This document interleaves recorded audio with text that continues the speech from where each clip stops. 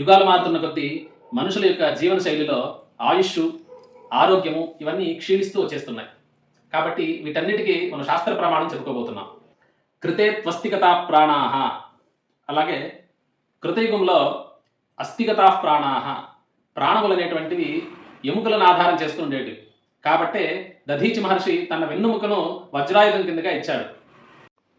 తరువాత త్రేతాయాం మాంసమాశ్రితాః, త్రేతాయుగానికి వచ్చేటప్పటికి మాంసాన్ని ఆధారం చేసుకుని ప్రాణాలు ఉండేటివి. అలాగే ద్వాపరే రుధిరం చైవ, ద్వాపర యుగానికి వచ్చేటప్పటికి రక్తాన్ని ఆధారంగా చేసుకుని ప్రాణాలు ఉండేటివి. ఎలాగంటే ద్రౌపది వస్త్రాపహరణం అనేటువంటిది అందరికీ తెలిసిన విషయమే మహాభారతంలో. ఎందుకు ద్రౌపదీదేవి తన యొక్క శిఖని ముడివేసుకోకుండా విడిచిపెట్టేశారు అంటే, దుశ్శాసనుడు వస్త్రాపహరణం చేసినటువంటి ఆ కోపాన్ని ఆవిడ ప్రతిజ్ఞ చేసుకున్నారు. ఎప్పుడైతే ఈ దుశ్శాసనుడు యొక్క రక్తంతో నా యొక్క జుట్టును తడుపుతానో ఆ రోజున వరకు నా యొక్క శిఖని ముడివేసుకోను, జుట్టును ముడివేసుకోను అని ప్రతిజ్ఞ చేస్తుంది. అంటే ప్రాణాలు రక్తాన్ని ఆశ్రయించి ఉన్నాయి కాబట్టి దుశ్శాసనుడు యొక్క మరణాన్ని ఆవిడ తెలపకనే తెలిపింది ఈ విషయం ద్వారా.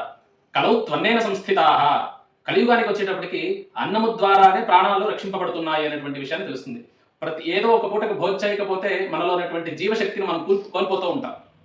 కాబట్టి యుగాలు గడిచే కొద్దీ ఒక్కొక్క యుగంలో ఒక్కొక్క ఆయుష్ ప్రమాణం ఉంటుంది. కలియుగానికి వచ్చేటప్పటికి శతమానం భవతి, 120 సంవత్సరాలు మనిషి యొక్క సరాసరి ఆయుర్దాయం.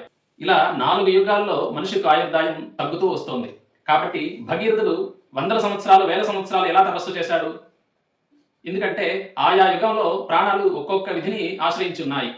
దశరథుడు 60,000 సంవత్సరాలు బతికాడు అనేటువంటి విషయం మనకు రామాయణం చెబుతోంది. రాముడు 11,000 సంవత్సరాలు రాజ్యపాలన చేశాడు అని మనకు ఇతిహాస పురాణాలు చెబుతున్నాయి.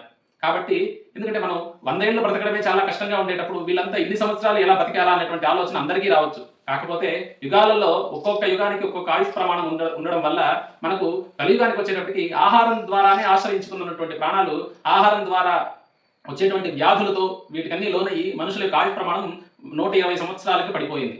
కాబట్టి కలియుగంలో ఆయుర్దాయము చాలా తక్కువ సమయానికి పడిపోయింది.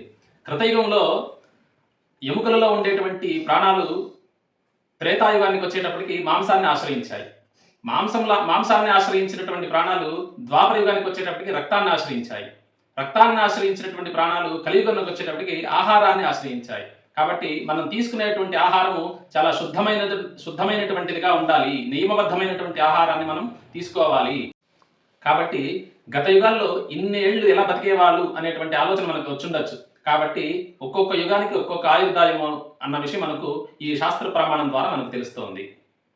నమస్కారం.